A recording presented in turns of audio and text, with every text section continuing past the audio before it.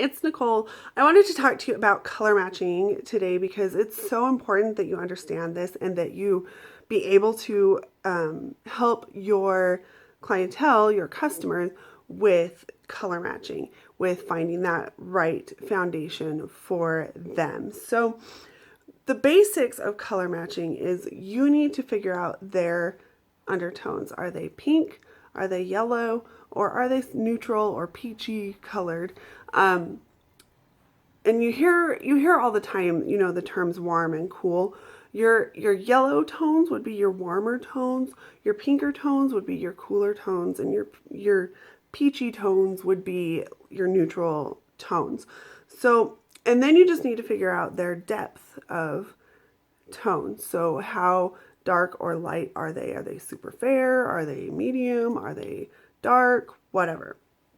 So in relation to the undertone, I personally really, if I can, if at all possible, I like to color match in person, just because then I can make extra super double sure that I'm getting them the right color. And so I'll test out the foundation right here first, and you want to make sure that it, you know, looks decent with their neck and their chest as well.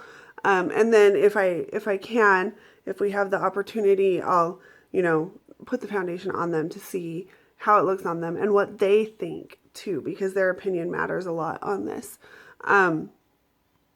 And so I really like to color match in person if I can. If you can't color match in person, because let's face it, we live in a internet long distance society these days, some questions you can ask them. Do they tan easily? Do they burn really easily? Or do they burn and then it turns into a tan? If they tan really easily, they're probably more yellow. If they burn really easily, they're probably more pink. And if they burn but it turns into a tan, they might be somewhere in the neutral range. And these are nowhere near absolutes.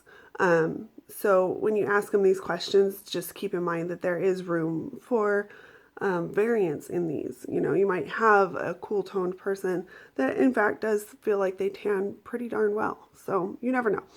But these are just some guidelines you can go by. If you need to ask more questions, you can ask them about the color of the veins in their wrist when they hold it up in natural light, hopefully against like a white paper.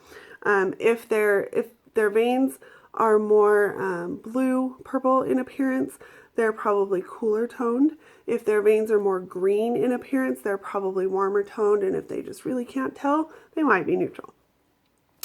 So, and then you can ask them, what type of jewelry do you feel like looks best on you? You know, cool toned people a lot of times feel like silver jewelry looks best on them. Warm toned people or yellow people tend to feel like gold jewelry looks best on them. And, you know, of course, you have your neutral people always who feel like they can rock any color of jewelry they want to. And like I say, once again, just guidelines, just things you can ask them. The other thing you can ask them if you're doing it long distance is to have them send you a picture. Now, you want to make sure that this picture is of them in natural light. So if they can face a window that has daylight coming into it, and take a picture of themselves and send it to you, that's going to give you probably the best idea that you can get from a photograph of what color tones they have in their skin, whether they're yellow, pink, or, you know, maybe even somewhere in between. As far as LimeLight's colors are concerned, I was just going to touch base with you on some of those. This is my palette with my olives and my Shintos in it, and this is just how I organize my palettes. You by no means have to organize like I do. These are the olive colors and the Shinto colors, and you can see really well just from those that these are more pink and these are more yellow. So your pinker people are going to be in the olive family, your more yellow people are going to be in the Shinto family. And if they're neutral, I've found that a lot of neutral people tend to lean towards the olive family, but a lot of them can tend to lean towards the Shinto family. And so it's just going to be kind of trial and error and trying to figure it out. Which side they're going to lean a little more towards. The olive family, though, can act very neutral. And the nice thing about these foundations is that they really do blend extremely well with your skin. And so there's a little margin for error there that that you don't always have with foundations. So they really do blend very well to the skin. My other palette that I have has my Super Lights and the MB family. The Super Lights are including porcelain and ivory and Gina beige for me. Porcelain is a little bit more yellow. Ivory is a little more pink toned, and Gina beige is a little more on the pink side as well.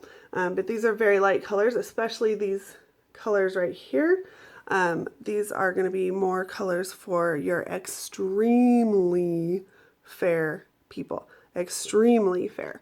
I've even had people who are like, I am usually the lightest color of foundation, and these two can be too light for them. So just be careful with that. These are for very fair people, and this one's a little lighter as well, the Gina beige.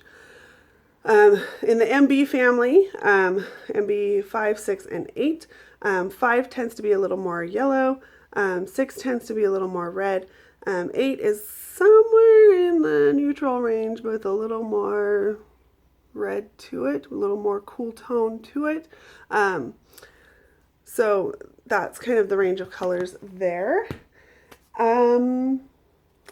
So yeah, that's the basics of color matching people.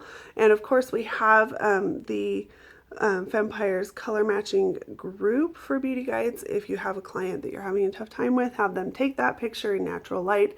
You can post it in that group, and people will be more than happy to help you out and help you choose. And we have several other tools out there as well.